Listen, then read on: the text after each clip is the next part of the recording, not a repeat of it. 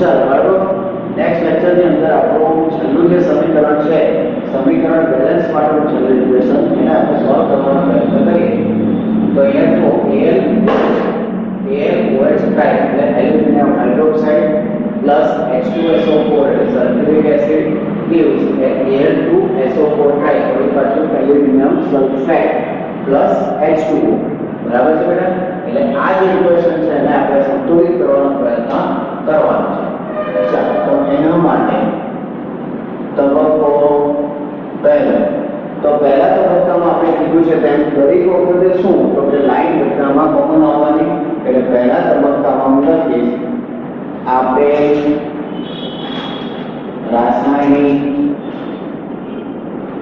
સમીકરણને સંતુલિત કરવા માટે દરેક સૂત્રની ફરતે બોક્સ બનાવી તેમાં હાજર રહેલા જુદા જુદા તત્વોના પરમાણુઓની સંખ્યાની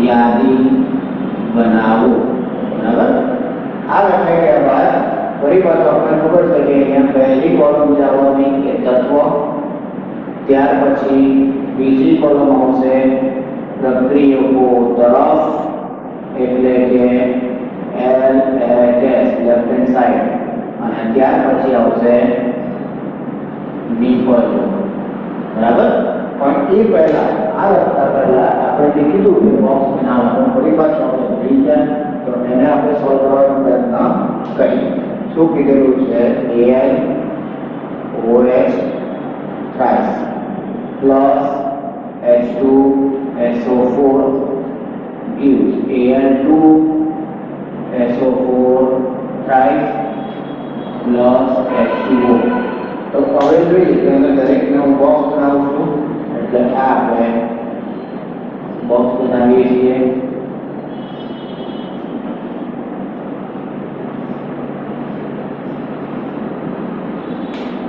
બરાબર ચાલો બોક્સ બનાવ્યા બાદનો સ્ટેપ આપણને ખ્યાલ છે શું લખવાનું થાય તો કે પહેલી કોલમ એટલે તત્વ ત્યાર પછી બીજી કોલમ એટલે પ્રક્રિયકો તરફ કાયમી પ્રક્રિયકો તરફ એટલે LHS અને ત્યાર પછી આપણે લખીશું નિપજો તરફ બરફ કાયમી નિપજો તરફ ઉનાળો છે એટલે બરફ કોઈ યાદ આવે તરફ પછી બરફ ચાલો તત્વ ડાબી બાજુ તત્વો જોતા જઈએ તો પહેલું છે એ એલ્યુમિનિયમ લખી લીધું ત્યાર પછી OH થાય હવે આમાં O અને H કોમન છે પણ આપણે નિયમ મુજબ શું તો કે આપણે સિંગલ તત્વ લખવાનું થાય એટલે અહીંયા આપણે લખીશું ઓક્સિજન એના પછી તરત લખીશું હાઇડ્રોજન હવે અહીંયા H+O4 માં હાઇડ્રોજન તો અહીંયા ગણતરીમાં આવી હવે જોઈએ તો સલ્ફર એટલે S અને ફરી પાછો ઓક્સિજન ભેગા આવી ગયો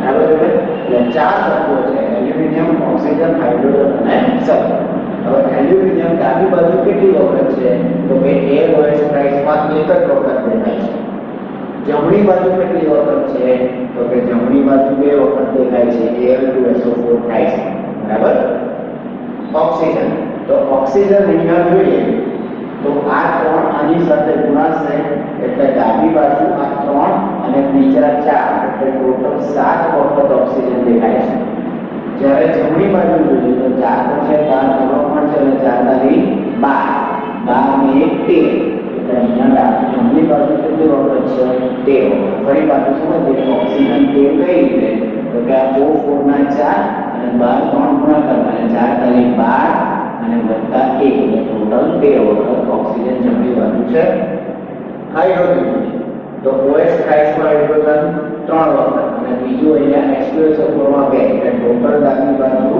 5 વખત હાઇડ્રોજન અને જમણી બાજુ અહીંયા કોઈ જગ્યાએ હાઇડ્રોજન નથી H2O માં 2 વખત છે અહીંયા 2 ક્લિયર સલ્ફર જોઈએ તો સલ્ફર ડાબી બાજુ H2SO4 માં એક વખત દેખાય છે જ્યારે જમણી બાજુ SO4 થાય છે એટલે 3 પાછળ સલ્ફર સાથે બી ગુણાશે એટલે સલ્ફર ડાબી બાજુ એક વખત જમણી બાજુ 3 વખત દેખાય છે ક્લિયર થઈ ગયું પોઈન્ટ એટલે આ આપણા તત્વોના ગણતરીઓ કાર્બોજલ તરફ કેટલા છે અને નિકોજલ તરફ કેટલા તો Al12 O713 H52 અને S13 હવે જોજો તમે આ સમીકરણની અંદર એક વિશેષતા આવી છે શું વિશેષતા તો કે આપણે અત્યાર સુધી એવો નિયમ કીધો હતો કે જે તત્વમાં વધારે ડિફરન્સ દેખાય હવે અહીંયા જોઈએ તો 1 2 એટલે એક નો ગેપ છે 7 અને 13 એટલે 6 નો ગેપ છે 5 અને 2 એટલે 3 નો ગેપ છે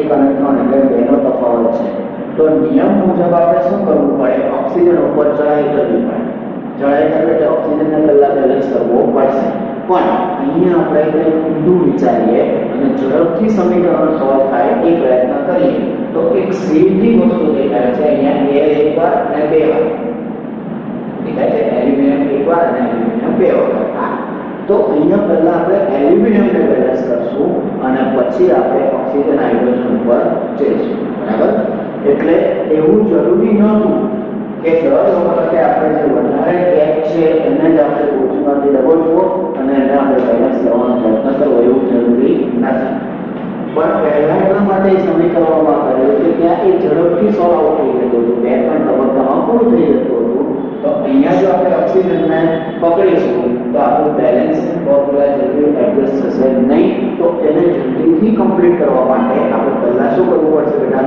એલ્યુમિનિયમને એડજસ્ટ કરવો પડશે બરાબર છે પરિણામે અહીંયા હું લખીશ તબક્કો 2 તબક્કા 2 માટે મારે એલ્યુમિનિયમને પકડવાનું એલ્યુમિનિયમની વધારે સંખ્યા જમણી બાજુ રહેલી છે અહીંયા એટલે હું અહીંયા લખીશ જમણી બાજુ Al2SO4 ટ્રાઇસમાં Al ના 2 પરમાણુ છે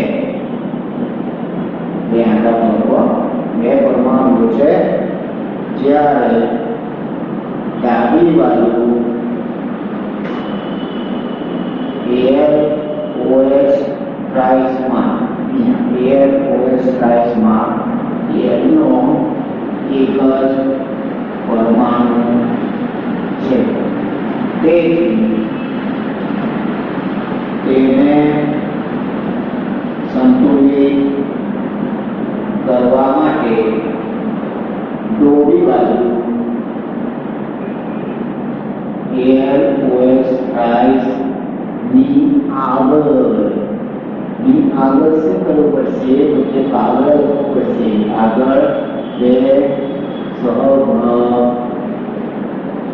મૂકવો પડશે બરાબર છે ચાલો હવે એ 2 સહગુણક મૂકવાથી શું ફાયદો છે તો કે અહીંયા AlOH ટ્રાઇસ ફરી પાછું ઇક્વેશન લખીએ આપણે તો AlOH ટ્રાઇસ વત્તા H2SO4 gives Al2SO4 ટ્રાઇસ વત્તા H2O આ થઈ ગયું તો અહીંયા આપણે લખો ડાબી બાજુ 2 સહગુણક અહીંયા આપણે મૂકવાનો છે જેવો અહીંયા 2 સહગુણક મૂકાય તરત આપણે શું વિચારવાનું થાય કે Al તો અહીંયા એડજસ્ટ થઈ ગયું અહીંયા 2 વાર અહીંયા ગયા પણ એની સાથે સાથે ઓક્સિજન હાઇડ્રોજન જે હતા આંકડા એના કરતાં કંઈક અલગ આંકડાની અંદર ગોઠવાઈ ગયેલો હશે પરિણામે આપણે જોઈએ તો અહીંયા ઓક્સિજન હવે કેટલી વખત આ 3 આપણે લખેલા હતા બરાબર 3 ને 2 6 6 ને 4 10 ઓક્સિજન થઈ ગયા હવે હાઇડ્રોજન જોઈએ તો 3 2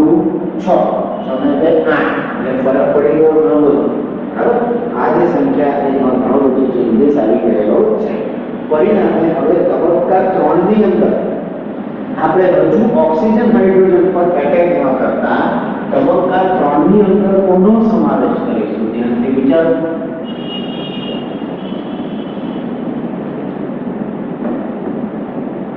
આવે છે કે વિચાર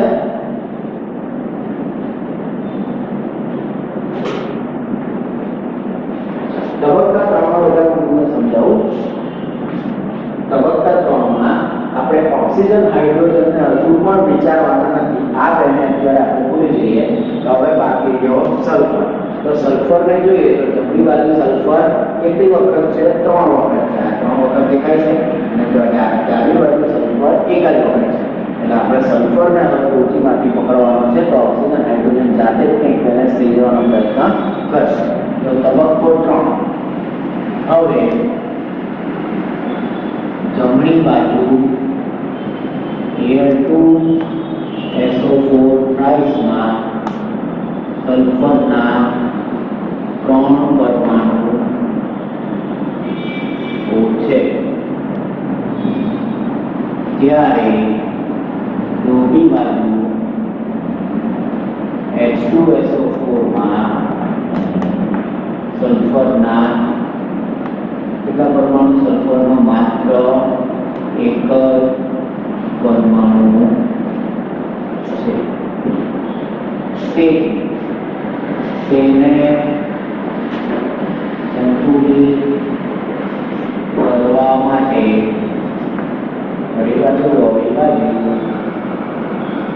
H2SO4 ની આગળ કાગળ લખીને બે ત્રણ છે ને ત્રણ સહગુણક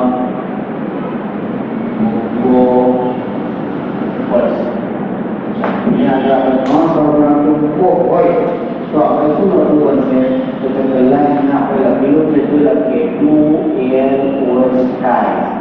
જે અહીંયા આપણે પહેલા તબક્કામાં જોયું તે વત્તા H2SO4 is Al2SO4 plus H2O. બરાબર? તો હવે આપણે શું લઈએ? H2SO4 ની આગળ 3 સહગુણક મૂકવાનો છે. અહીંયા હું 3 સહગુણક ગોઠવી દઉં. હવે જેવો 3 સહગુણક મૂકો હવે ઓક્સિજન અને હાઇડ્રોજનને ચકાસણી કરી તો આ 3 6 ઓક્સિજન 4 તારી 12 6 ટોટલ 18 ઓક્સિજન. કેટલા ઓક્સિજન થઈ ગયા? ડાબી બાજુ 18 ઓક્સિજન. અને હાઇડ્રોજન કેટલા થયા?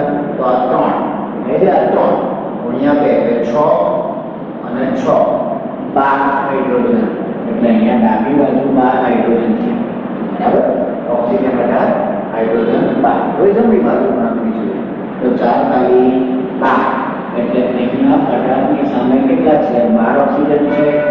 આ ઓક્સિજનની સંખ્યા છે હાઇડ્રોજન. અને હાઇડ્રોજન છે તો અહીંયા તો હાઇડ્રોજન છે જ નહીં. અહીંયા છે 2. એનો મતલબ કે અહીંયા તફાવત તમે જુઓ તો 12 ની સામે 2 હાઇડ્રોજન છે અને 18 ની સામે 12 ઓક્સિજન છે. તો એને બેલેન્સ કરવા માટે મારે શું કરવું પડશે? વિચારો. ચાલો હવે હું વિચારું કે અહીંયા 3 હતા તો 3 તો 6 12 ને 6 એક તો થઈ ગયા પણ 3 જ ઓક્સિજન છે. 3 12 ને 3 ઓકે 12 ને 3 15 જ થયા. 3 નહીં આવશે. ચાલો છોકરી ચાલો બોલ કેટલા? 6. યસ બરાબર. હવે વિચારો કે અહીંયા હું 6 મૂકી દઉં. બરાબર? તો 6 દુ 12 અહીંયા 12 હાઇડ્રોજન થઈ ગયા અને આ 6 ઓક્સિજન અને બીજા 12 ઓક્સિજન એટલે 12 + 6 આવી ગયા અને આ 12 આવી ગયા. થઈ ગયા કે નહીં બેલેન્સ? બરાબર છે. એટલે અહીંયા આપણે જોઈએ તો આ બેલેન્સ કરવા માટે આપણે આ રીતે એડજસ્ટમેન્ટ કરવું પડેલું હશે. પરિણામે છેલ્લો તબક્કો આપણો બનશે તબક્કો 4. બરાબર? તો હવે ડાબી બાજુ O અને H ના કુલ પરમાણુ. હવે આપણે કુલ પરમાણુ અને અહીંયા બી ઓક્સિજન છે, અહીંયા બી ઓક્સિજન છે, અહીંયા બી હાઇડ્રોજન છે, અહીંયા બી હાઇડ્રોજન. એટલે બંનેના કુલ પરમાણુ બચે તો O અને H ના કુલ પરમાણુઓ અનુક્રમે 18 અને 12 જ્યારે જમણી બાજુ શું ગણતરી કરી આપણે? આગળથી આપણે શું ગણતરી કરી? 12 અને 2. તો અહીંયા જમણી બાજુ O અને H ના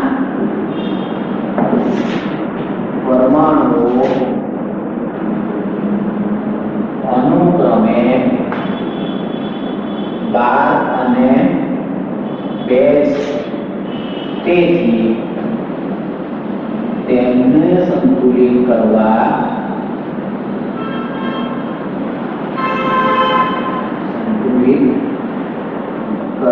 માટે જમણી બાજુ H2O ની આગળ કેટલા અંકો પડશે કીધું છે 6 બરાબર છે 6 સહગુણક મૂકવાથી હવે પહેલે સારી રીતે આપણે લખીએ કે 6 સહગુણકમાંથી સંતુલિત રાસાયણિક સમીકરણ નીચે મુજબ મળશે બરાબર તો સંતુલિત રાસાયણિક સમીકરણ આપણે લખી દઈએ તો હવે આગળ શું કરીએ કે 2AlOH થાય વત્તા સેકન્ડ સ્ટેપમાં આપણે લાવેલા હતા 3H2SO4 gives Al2SO4 thrice plus H2O અને H2O ની આગળ ફાઇનલી આપણે 6 મૂકો એટલે બેલેન્સ ઇક્વેશન આપણને મળ્યું ચકાસણી કરી લઈએ 3 × 6 આ 12 12 + 6 એટલે 18 આ 12 12 6 18 ઓક્સિજન બેલેન્સ હાઇડ્રોજન ગણીએ તો આ 3 × 6 અને આ 6 ટોટલ 6 12 હાઇડ્રોજન અને આ બાજુ જોઈએ તો 6 × 12 હાઇડ્રોજન એટલે હાઇડ્રોજન પણ અહીંયા બેલેન્સ થયેલો છે અને આપણું લાસ્ટ એન્ડ ફાઇનલ સ્ટેપ માં શું કરવાનું બરાબર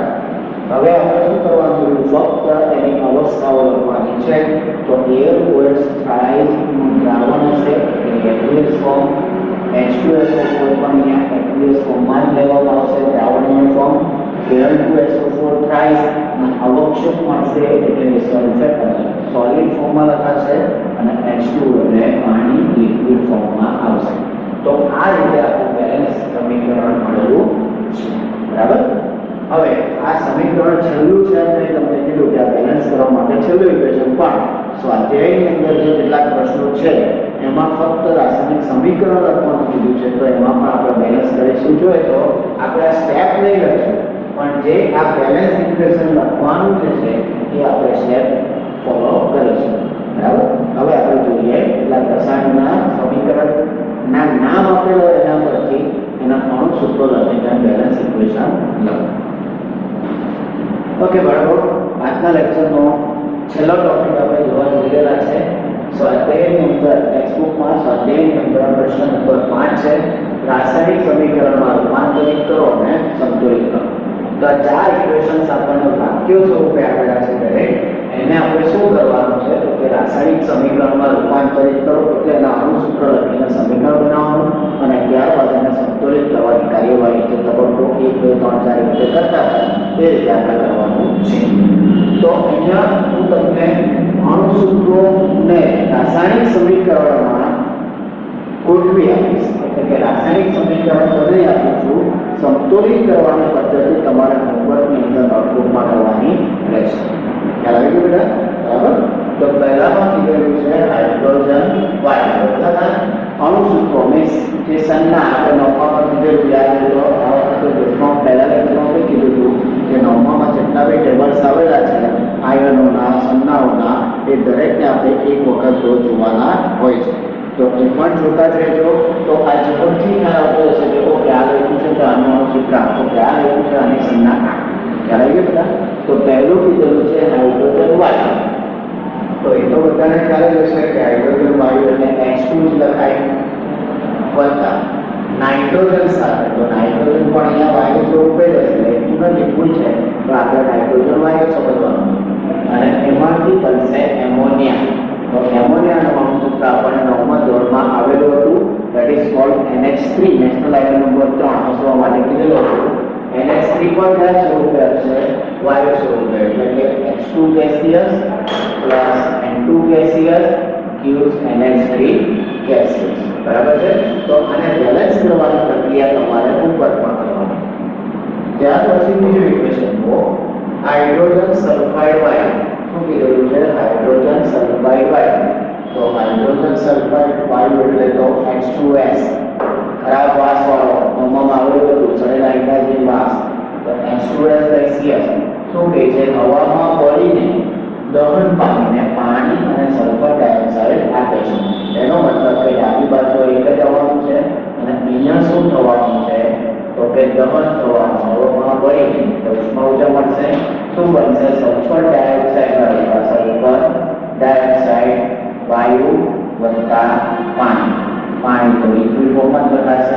એટલે આ ઇક્વેશન આવ્યું H2S gaseous gives SO2 gaseous plus H2O liquid.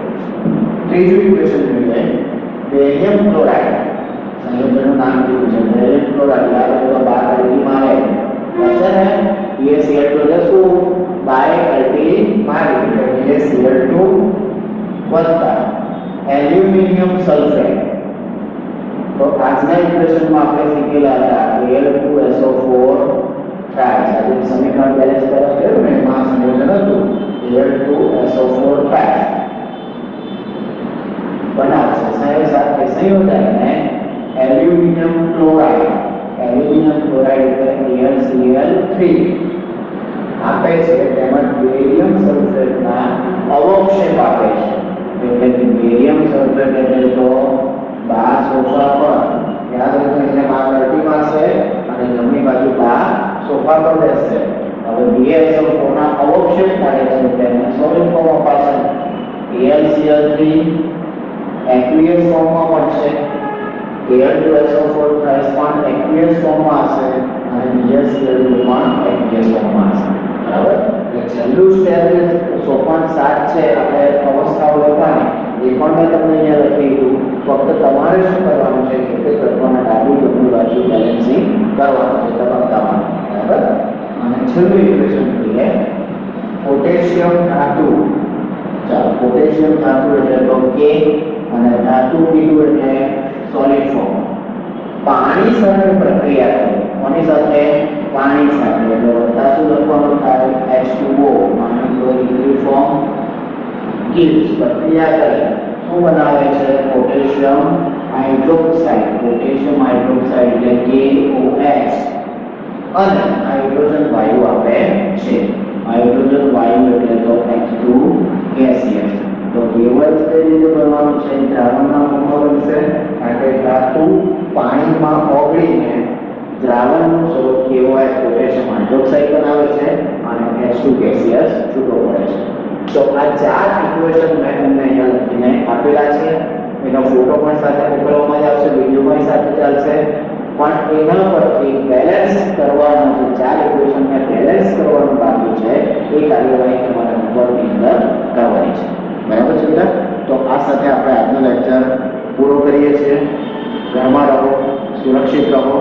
જય હિન્દ, જય ભારત.